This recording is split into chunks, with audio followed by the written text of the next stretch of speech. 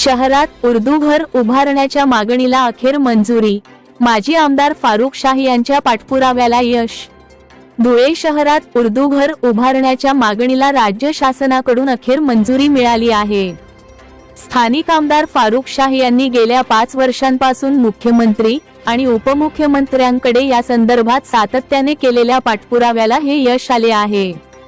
गेल्या आठवड्यात आमदार शाह यांनी उपमुख्यमंत्री आणि राष्ट्रवादी काँग्रेसच्या नेत्या सुनेत्राताई पवार यांची प्रत्यक्ष भेट घेऊन धुळ्यातील अल्पसंख्याक बहुल भागात उर्दू घराची नितांत आवश्यकता असल्याची मागणी लावून धरली होती।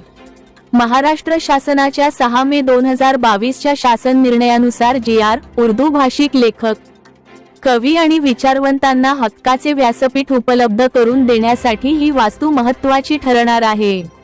या अधिकृत मंजुरीनंतर आता उर्दू घरासाठी आवश्यक असलेल्या जागेचा रीतसर प्रस्ताव लवकरच जिल्हाधिकारी कार्यालयाकडे पुढील प्रशासकीय कार्यवाहीसाठी पाठवण्यात येणार असल्याची माहिती देण्यात आली आहे। या महत्त्वपूर्ण निर्णयामुळे धुळे शहरातील अल्पसंख्याक समाजाला मोठा न्याय मिळाला असल्याची भावना स्थानिक नागरिकांकडून व्यक्त केली जात आहे।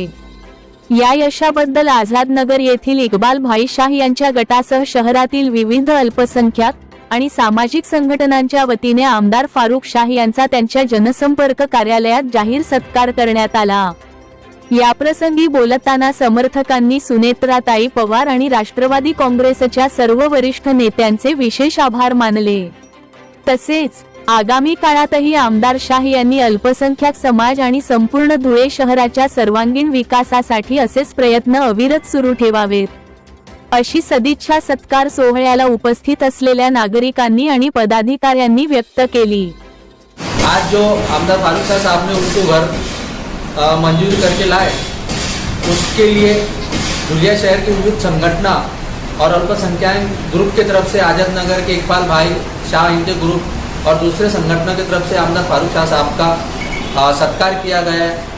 उनको धन्यवाद दिया गया है कि आज अल्पसंख्यक समाज की जो मांगनी थी उसको आपने मंजूरी दिलाई। इसके लिए आज आमदार फारुख शाह साहब का आमदार कार्यालय में सत्कार किया गया और उनसे मांग की गई कि ऐसे ही आप आने वाले दिनों में विकास काम करते रहे। ऐसी शुभेच्छा